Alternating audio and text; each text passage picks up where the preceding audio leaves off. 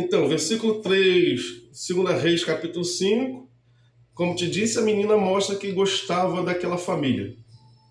A menina mostra que é preocupação e carinho e afeto pelos seus senhores, que a tornaram escravo, mas a tratava bem, possivelmente aqui nesse texto. Porque se tratasse mal, meu filho, eu morreria, mas não vou dar chance do meu adversário, do meu inimigo, quem eu não gosto, ficar bem, não. Eu. Vai dizer que ela, no versículo 3, dá o lugar, dá a pessoa e diz a possibilidade de cura. No versículo 4, vai mostrar como Naamã estava preocupado com a sua doença. E vai mostrar que Naamã, coisa que eu bato muito nos pregadores de hoje em dia, falando que Naamã escondia a sua doença, escondia a lepra, escondia que iria morrer de um jeito, um homem guerreiro, valente, um homem de luta, mas que por causa de um problema pessoal, ele iria morrer a qualquer minuto, em qualquer tempo. Por mais que ele estivesse bem, ainda de frente nas batalhas, ele iria morrer. E ele não escondia isso de ninguém. Como assim ele não escondia? Porque todo mundo fala que ele usava armadura, tentava esconder, botava capa, se adornava todinho com hidromentários e tudo mais. Mas vai dizer aqui que ele, quando ouviu a menina falando, quando a mulher dele falou o que a menina disse, melhor dizendo, quando a mulher falou assim, ó, aquela menina que tu... Eita, glória! Aquela menina que tu trouxe cativa aqui, ela falou que você pode ser que você não morra. Se você for lá na terra de Deus, junto com o pessoal de Deus, e procurar uma pessoa de Deus específica e pedir ajuda a essa pessoa. Essa pessoa pode lhe curar. A mulher dele falou isso e ele imediatamente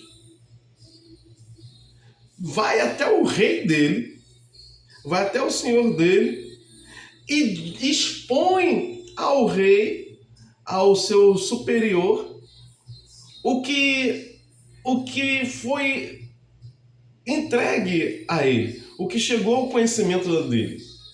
E outra coisa, para você ver como realmente Naamã era um cara que todo mundo gostava. Ele foi até o rei dizer, ó, estou precisando. E o rei imediatamente.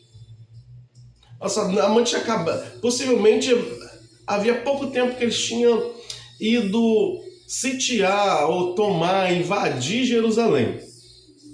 E vai dizer que levaram cativo muitas pessoas de Jerusalém. E vai dizer que ele estava querendo voltar em um lugar onde que ninguém gostava dele.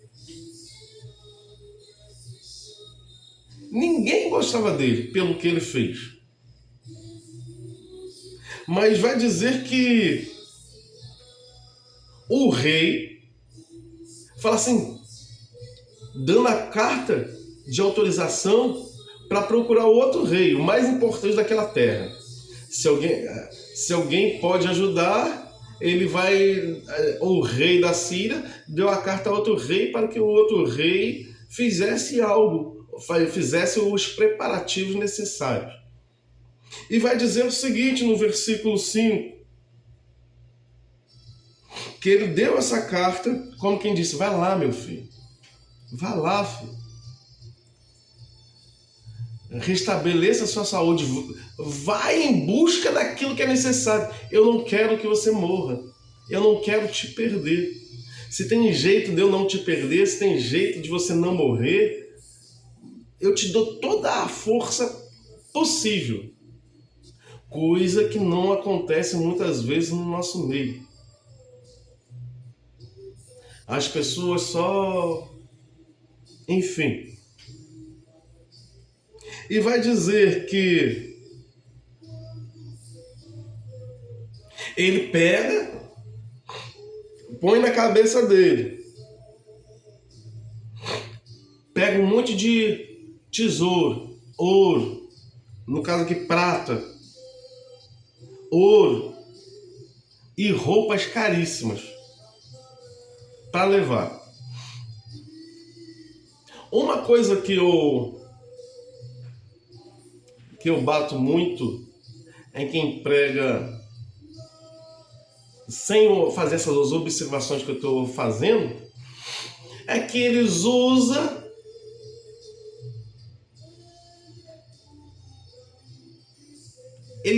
de uma forma o conhecimento que nós temos em cima de um povo que não tem aquele conhecimento nem aquela obrigação. Ele usa um jugo desigual. Ele usa balança falsa, balança mentirosas. Usa 2 pesos e 2 medidas. A maioria dos pregadores aqui fala que Naamã escondia a lepra porque ele seria obrigado a se afastar de todo mundo para que ninguém pegasse aquela doença.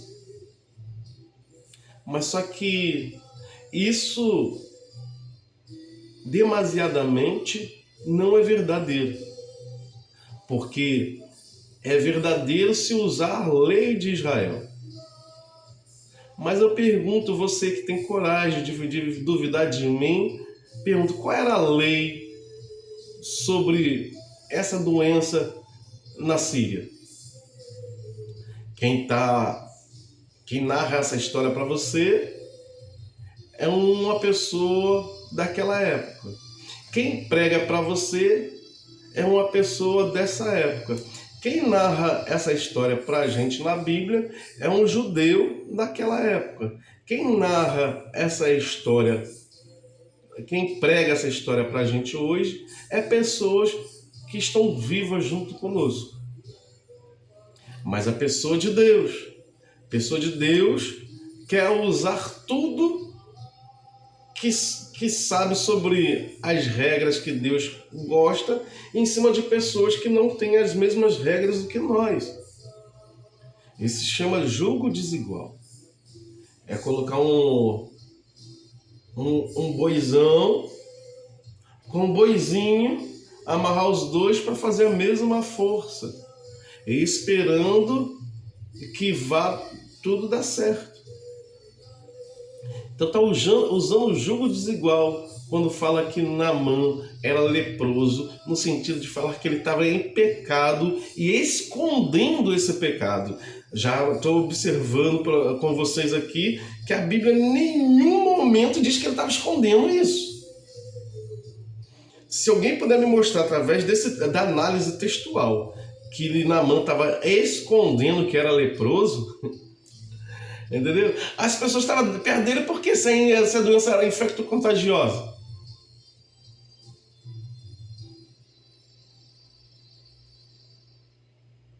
Tem gente que gosta tanto da pessoa que não importa como a pessoa está. Não importa do perigo de estar perto da pessoa. Diga com quem tu andas.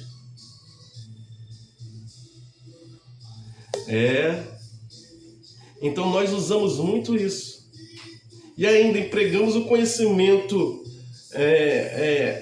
DC para analisar umas coisas a ser. Antes de Cristo, depois de Cristo. Antes de Cristo a ser, depois de Cristo descer. Tem gente que emprega só o descer, mas prega no AC. Ele não entende das leis judaicas, não entende das leis de Moisés, não entende, esquece até o decálogo, os 10 mandamentos, mas usa a graça para poder condenar tudo aquilo que está ali, onde que aqui a pessoa-chave no DC, que é Cristo, ele não condena as leis daqui, ele condena a não realização de todas elas. Então está aqui, versículo 5 nós estamos ainda. Iremos para o 6. E diz que Naamã correu, pegou aquele tesouro todo com ele e levou até o rei de Jerusalém. E esse rei de Jerusalém, recebendo a carta, se desesperou. Porque ele tinha acabado de ser invadido, ele estava sujeito agora ao rei da Síria. O rei da Síria que mandava. Ele era simplesmente como se fosse um governador. Tem um presidente, ele era o governador de lá. Aí está dizendo que vem Naamã, na presença dele, leproso, entrega a carta e fala assim, ó, me cure. Eu quero que você me cure. E vai dizer que esse rei se desespera tanto, falando assim, tá arrumando ocasião contra a minha pessoa. Já levou o que queria, ainda quer mais. Aí ele diz que rasga as vestes e dizendo o rei em desespero, acha que eu sou Deus? Porque naquela época a lepra não tinha cura, a pessoa que ficava leproso dependia exclusivamente de Deus. Se Deus quiser, Deus faz. Se Deus não quisesse, Deus não faria. Eita glória! Lembra até as casas tinham lepra muitas vezes. Dizia que o sacerdote tinha de entrar nas casas e ver se tinha lá o verde, o negócio branco lá, e depois fechava, orava pela casa, fazia alguma coisa lá que eu não é o foco dessa minha contemplações com vocês, não é esse foco. Vai dizer que ele fechava a casa todinha e depois de alguns dias ele ia visitar a casa, ver se a casa estava boa, assim como o leproso. O leproso era examinado pelo sacerdote, o sacerdote via que tipo de lepra era, se era aquelas com bordinha vermelha ou se era branquiçada, e separava aquela pessoa. Depois ele ia até aquela pessoa e revia como aquela pessoa estava. E se aquela pessoa tivesse limpa, o sacerdote dava um banho, raspava ela toda, deixava ela careca, que nem bebezinho, trazia a pessoa de volta, a pessoa tinha de dar um sacrifício pelo benefício que Deus fez, pela cura que Deus fez.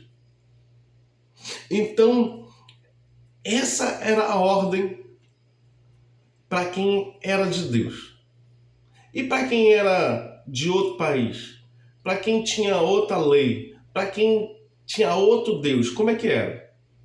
Eu também não sei. Mas eu não posso falar que os outros têm que fazer. Eu tenho que fazer o que eu tenho que fazer. Porque o que eu tenho que fazer, sendo pessoa de Deus, é obedecer, conhecer a Deus e a sua justiça. Mas a pessoa que é do mundão, ela faz o que ela quiser. Eu não posso condenar a pessoa. Mas se a pessoa quiser chegar até mim, eu falo, se tu tiver com essas práticas, você vai estar condenada. Porque você tem que conhecer a Deus e a sua justiça e entrar em obediência. Mas, sabendo nós que é o nosso Deus que julgará, nós já sabemos que aquela pessoa está condenada fazendo aquilo. Mas nós não podemos achar que aquela pessoa tem que fazer mais do que eu. Se ela quiser ser condenada, se ela quiser morrer, o problema é de quem? O que nós podemos fazer é o despertamento, não a condenação. Nós estamos aqui, Deus nos deu o poder de anunciar o tempo aceitável para que essa pessoa se converta do seu mau caminho, não morra, mas viva. Deus não fala assim, condena logo. Não. Se a pessoa não tiver contra a gente diretamente, nós não podemos condenar as pessoas. Mas o que nós podemos é nos afastar, fazer uma mediação, um julgamento de Eles podem e eu não posso. Eu posso e eles não podem. E tem coisas que é igual para os dois. Tem coisa que eu posso e ele pode. E tá tudo bem. E voltando para o texto, vai dizer que, versículo 7, que o rei rasga as vestes, né?